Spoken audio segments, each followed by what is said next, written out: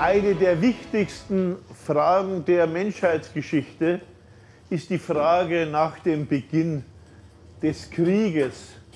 Sie ist deshalb so wichtig, weil sie uns, wenn wir sie geschichtlich betrachten, zeigen, ob Krieg einfach immer besteht, ob der Mensch aggressiv ist und man gleichsam gegen Krieg nichts tun kann, oder ob Krieg eine Erfindung der Macht ist und man Krieg natürlich bekämpfen kann.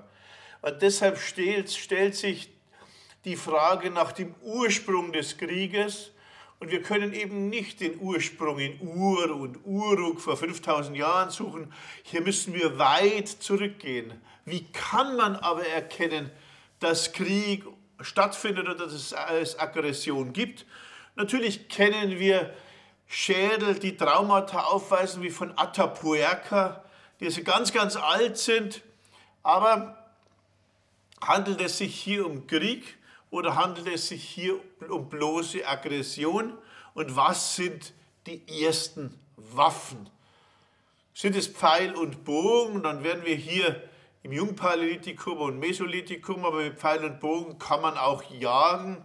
Oder sind es die Schwerter, Waffen, mit denen man ausschließlich Menschen töten kann, die allerdings erst in die Bronzezeit gehören? Die Archäologen nehmen allgemein als erste männermordende und auch frauenmordende Waffe die Keulen an. Und eine solche Keule haben wir hier. Es handelt sich hier um eine neolithische, durchbohrte Keule.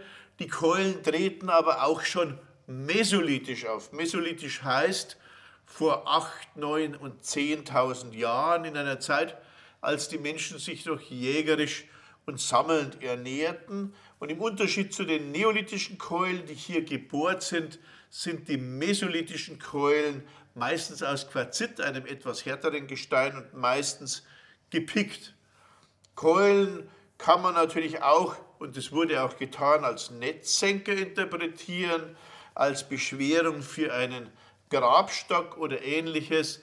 Aber die scharfkantigen Keulen, von denen es etliche gibt, oder aber auch deren Verletzungen an den stumpfen Seiten zeigen uns, dass wir es häufig doch oder wahrscheinlich meistens mit Waffen zu tun haben.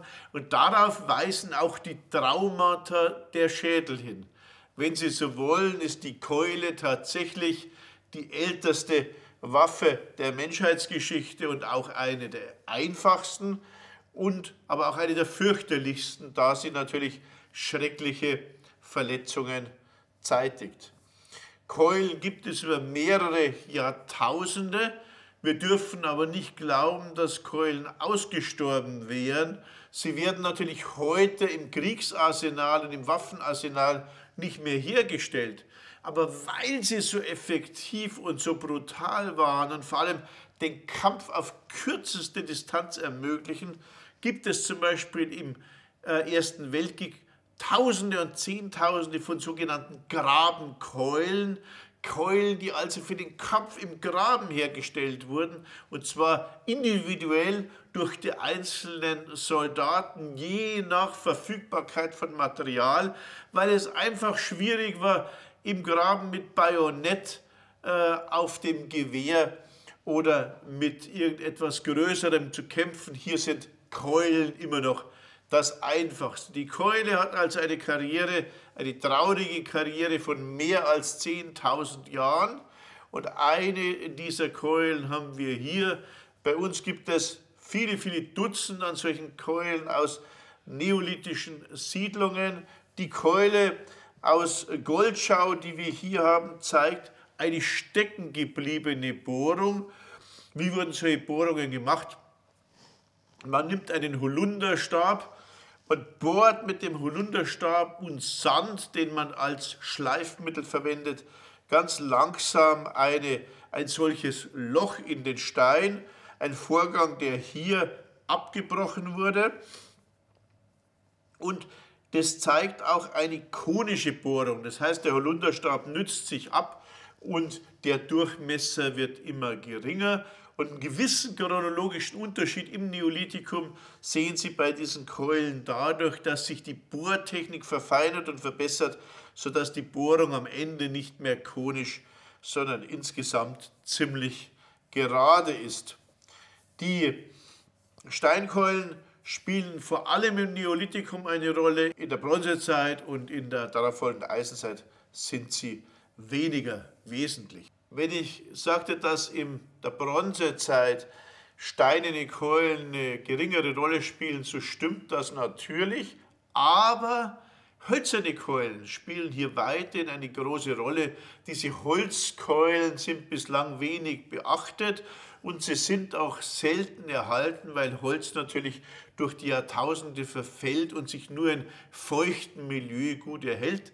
Aber an einem Schlachtplatz, wie zum Beispiel in Tollense, sind die verschiedensten dieser Keulenarten erhalten und bedauerlicherweise sieht man deren Impact auch an den Schädeln der Opfer, die ebenfalls im Feuchtgebiet der Tollense gefunden wurden. Keulen, sehen wir, sind wirklich beeindruckende und im Grunde traurige und uns traurig machende und betroffen machende Zeugnisse menschlicher Aggression, menschlicher Brutalität auf geringste Distanz. Wir haben gesehen, dass solche Keulen ganz typisch sind fürs frühe Neolithikum, aber auch schon fürs Mesolithikum. Wie wurden die eigentlich geschäftet, wenn man dieses Loch hier gebohrt hatte? Hier bei dieser Keule ist das Loch nicht ganz durchbohrt. Man ist bei der Arbeit gescheitert oder irgendwas hat dem Handwerker nicht gefallen. Aber wenn die durchbohrt waren, dann hat man die praktisch so geschäftet und zwar mit einem Stock. Wichtig ist, dass die Keulen dann im Neolithikum weniger werden. Sie werden aber nicht weniger, weil man keine Schlagwaffen mehr benutzen würde, sondern man verwendet nun Streitbeile und Streitäxte. Ab dem 3. Jahrtausend in der Schnurkeramik und in der Glockenbecherkultur sind diese typisch und sind fürchterliche Waffen. Und die haben dann zwei Seiten, eine stumpfe Seite, eine scharfe Seite. Und wie wir von den Verletzungen wissen, wird meistens die stumpfe Seite benutzt. Man möchte den Gegner nicht töten. Der hat auch einen Helm auf, sondern man schlägt durchaus kräftig zu. Und es gibt einen Treppenbruch am Schädel, der in 90% überlebt wird. Und wenn es neurologische Ausfälle gibt, dann macht man dort eine Trepanation. Das heißt, man schneidet den Schädel auf, nimmt das Knochenstück raus und entlastet den Schädel vom Druck des geronnenen Blutes. Sie sehen, das waren zum Teil finstere Zeiten, aber es waren Zeiten, in denen sich die Menschen beim Kämpfen noch direkt in die Augen gesehen haben und in denen sie nicht mit Drohnen auf die Ferne töteten. Gleichwohl zeigen uns diese Streitkeulen den Beginn des Krieges, und der Beginn des Krieges beginnt eben mit komplexeren Gesellschaften und die beginnen im Mesolithikum bei uns vor 10.000 Jahren.